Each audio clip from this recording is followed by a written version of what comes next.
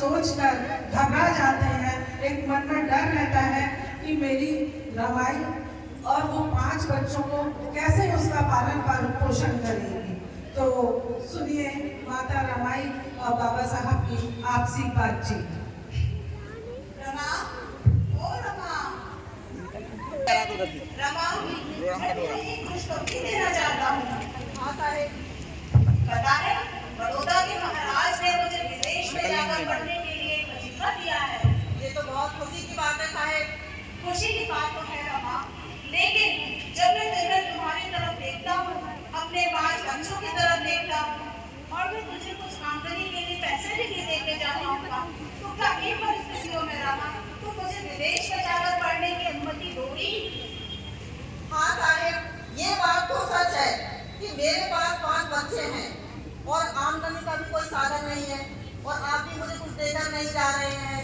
तो साहिब आप चिंता मत करिए, आप विदेश में जाकर अपनी पढ़ाई करिए। मैं अपने 5 बच्चों का और आपके परिवार का ख्याल रख लूंगी। मैं आपको भरोसा दिलाती हूँ। भरोसा? तो क्या मैं बेफिक्र होकर वहाँ जा सकता हूँ? हाँ साहिब, आप निश्चित होकर जाइए। ठीक है रमा। बाबा साहब विदेश पढ़ने चले जाते हैं। इधर माँ रमाई मुंबई की गलियों से गोबर उठाकर लाती और उनसे कंडे बनाकर मुंबई की गलियों में बेचती है। उपले ले लो भाई, उपले, उपले ले लो भाई, उपले। उनसे जो पैसा आता था उससे अपने बच्चों का पेट पालती थी। पैसा इतना नहीं आता था कि वह अपने परिवार का खर्चा अच्छे से चला सके, अच्छी परवरिश नहीं कर पाती थी। इधर उनका बड़ा बेटा दामोदर बीमार हो गया। वो इलाज नहीं करवा पाई पैसे की कमी के कारण और दामोदर इस दुनिया को छोड़कर चला गया। मेरा बेटा दामोदर नहीं रहा। यह बात माता रमाई ने बाबा साहब को नहीं बताई। मैं बीमारी के कारण अपने बेटे का इलाज, पैसे के कारण अपने बेटे का इलाज नहीं करा सकी। अगला दृश्य। ये बात मैं साहब को नहीं बता सकती, नहीं तो वो अपनी पढ़ाई छोड़कर आ जाएंगे। मेरा बेटा मैम नीचे कर दो, निकाल दो, निकल जाएगा वो, निकाल के दे दो। अगले दृश्य में और वहां पर उनकी नौकरी का पहला दिन देखिए।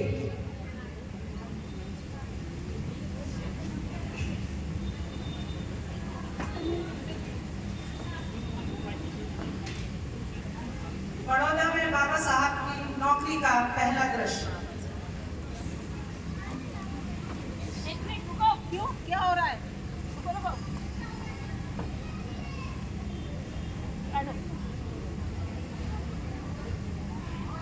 दादा जरा मुझे फाइल देना। हाँ ये लो। ये क्या तरीका है? क्या फाइल इस तरीके से चेक कर दी जाती है? अम्बेडकर, तुम पढ़ लिख जरूर गए हो और विदेश से बहुत सारी डिग्रियां लेकर आए हो, अच्छे कपड़े भी पहनते हो, लेकिन इसका मतलब ये नहीं कि तुम हमारी बराबरी पर आ गए हो। अच्छा, तुम आज भी बीचो क्या? हाँ, और तुम्हारे साथ यहाँ काम करके मैं अपना धर्म भ्रष्ट नहीं कर सकता। क्या मेरे साथ काम करने पे तुम्हारा धर्म भ्रष्ट होता है? हाँ, मेरा धर्म भ्रष्ट होता है। पता होना चाहिए कि मैं तुम्हें अपनी नौकरी से बाहर कर सकता हूँ। अम्बेडकर, ये बात मैं भली भांति जानता हूँ कि तुम मुझे नौकरी से निकाल सकते हो, लेकिन फिर भी तुम्हारे साथ रहकर इस दफ्तर में काम नहीं कर सकता, क्योंकि इससे मेरा धर्म भ्रष्ट होता है। इतने बड़े अपमानजनक स्थान पर और मैं अधिक नौकरी नहीं कर सकता हूँ। बाबा साहब अपने कमरे पर जाते हैं तब दरवाजा खोले। कौन है? मैं हूँ अम्बेडकर। एक मिनट। अरे तुम क्यों? अरे चलो हटो यहाँ से। मेरा सामान क्यों फेंक रहे हो? अरे मुझे नहीं पता था कि तुम नीच जाति के हो। अरे नीच जाति का हूँ तो क्या हुआ? मैं हूँ तो मैं एक इंसान हूँ। नहीं, तुम्हें पता है तुमने इस घर में आके हमारा धर्म भ्रष्ट कर दिया, अपवित्र कर दिया। इतनी रात में मैं कहाँ जाऊँगा? मुझे कम से कम रात में रुकने का मौका दो। बिल्कुल नहीं, मुझे पता है मुझे ये घर गंगा जल से पवित्र करवाना पड़ेगा। अरे तो मुझे रात को, मैं सुबह चला जाऊंगा। नहीं जा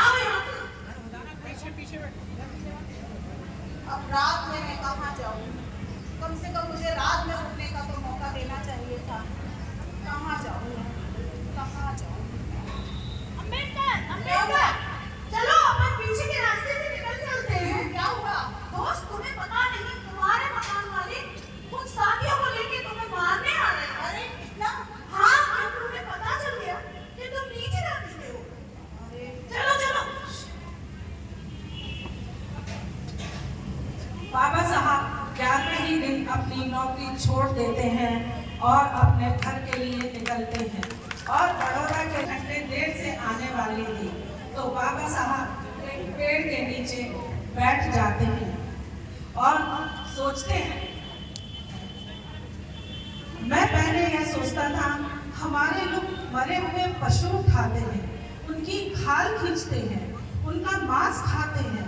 हमारे लोग दूसरों की टट्टी को अपने सर पर रखकर उठाकर फेंकने का काम करते हैं। मेरे लोग गंदे रहते हैं क्योंकि उनके पास पहनने के लिए अच्छे कपड़े नहीं होते हैं। तो हो सकता है इस वजह से ये लोग हमारे लोगों के साथ बुरा व्यवहार करते हैं। यह लोग हमारे लोगों को इसलिए नीच कहते हैं।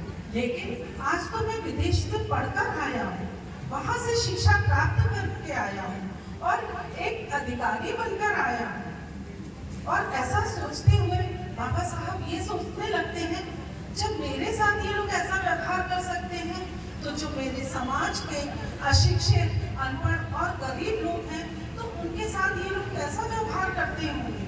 बाबा साहब उस समय रोते हुए संकल्प लेते हैं, अगर मैं अपनी समाज को इस गुर्बत और गुलामी से आज़ाद नहीं कराऊंगा तो मैं इस बड़ौदा शहर में दोबारा नहीं आऊंगा। और बाबा साहब रोते हुए ट्रेन के में बैठकर चले जाते हैं।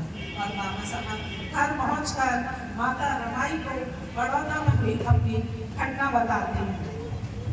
लौटते हैं माँ रमाई से रमा, मैं नौकरी तो करना, चपरासी मुझे फाइल फेंक कर देता था, पीने का पानी भी अलग रखता था, यहाँ तक कि उन लोगों ने मुझे मारने का भी षड्यंत्र किया। रमा, मैं इसलिए वहाँ नौकरी नहीं करना। कोई बात नहीं साहब, आपको जैसा ठीक लगे आप वैसा करिए, मैं हमेशा आपके साथ हूँ। इधर माँ रमाई घर में होती हैं और उनका बेटा राजरतन बीमार पड़ जाता है।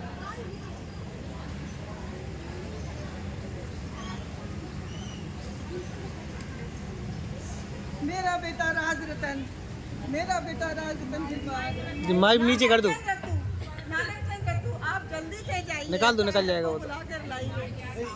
जी भाई साहब, मैं अभी बुला के लाता।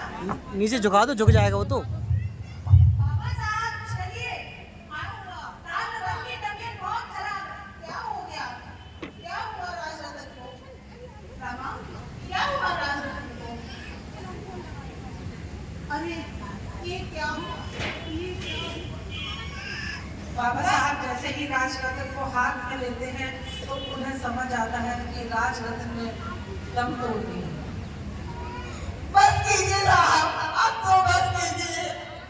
आपकी ये समाज सेवा की लालसा, अब तो बस कीजिए। मैंने एक बेचारे बच्चों को तो बंद कर दिया साहब, अब तो बस कीजिए। धीरज रखो रमा, धीरज। चुप हो जाओ रमा, तुम तो रो भी सकती हो, मैं तो रो भी नहीं सकता। मैं तो रोज समाज में हजारों अपने बच्चों को मरते हुए देखता हूँ। चुप हो जाओ रमा, चुप। आज तक साहब मैंने आपकी हर बात को माना, मैं आपकी ये बात भी मान लेती, पर आप तो कहते थे रमा मेरा ये बेटा राजरतन देश पर राज करेगा। तो मुझे बताइए ना साहब, मेरा बेटा देश पर कैसे राज करेगा?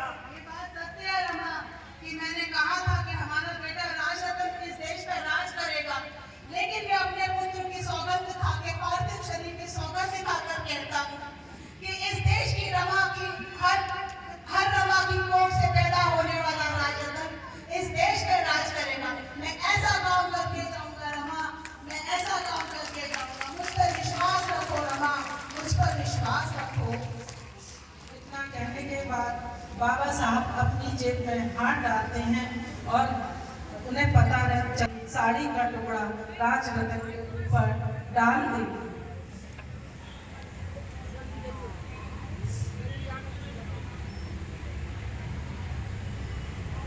भीमा कहाँ जा रहा है?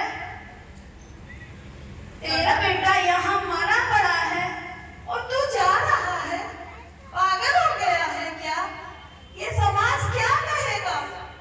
कम से कम इसका अंतिम संस्कार तो करते जाओ। मुझे